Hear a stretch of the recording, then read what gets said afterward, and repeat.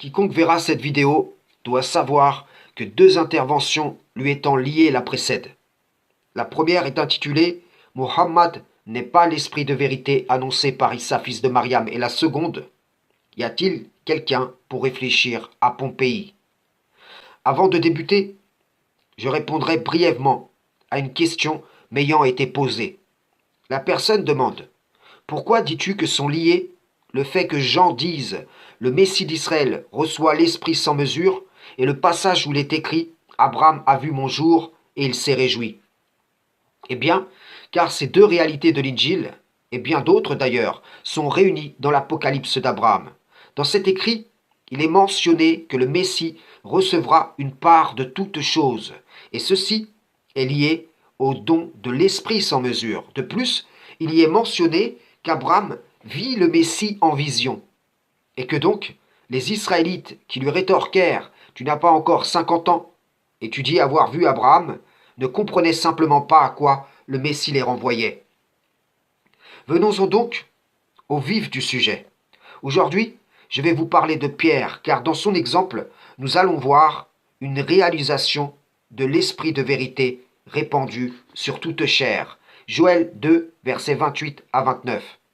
Après cela, je répandrai mon esprit sur toute chair. Vos fils et vos filles prophétiseront.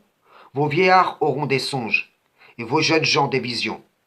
Même sur les serviteurs et sur les servantes, dans ces jours-là, je répandrai mon esprit. Ces jours en question sont le temps de la grâce, qui est, comme je l'ai déjà rappelé, chose réalisée depuis très longtemps. Et ceci atteste que les églises de nos jours se réclament faussement du Messie et qu'elles n'ont pas l'Esprit Saint. Pierre eut donc une vision dont je vais faire la lecture car celle-ci démontre l'ouverture de la grâce sur les païens et donc l'universalité du message de l'Injil. Acte 10, versets 9 à 16. Le lendemain, comme ils étaient en route et qu'ils approchaient de la ville, Pierre monta sur le toit, vers la 6e heure pour prier. Il eut faim et voulut manger. Pendant qu'on lui préparait à manger, il tomba en extase. Il vit le ciel ouvert et un objet semblable à une grande nappe attachée par les 4 coins qui descendait et s'abaissait vers la terre, et où se trouvaient tous les quadrupèdes, les reptiles de la terre et les oiseaux du ciel. Et une voix lui dit « Lève-toi, Pierre, tue et mange. » Mais Pierre dit « Non, Seigneur, car je n'ai jamais mangé rien de souillé ni d'impur. » Et pour la seconde fois, la voix se fit encore entendre à lui. « Ce que Dieu a déclaré pur, ne le regarde pas comme souillé. » Cela arriva jusqu'à 3 fois, et aussitôt après, l'objet fut retiré dans le ciel.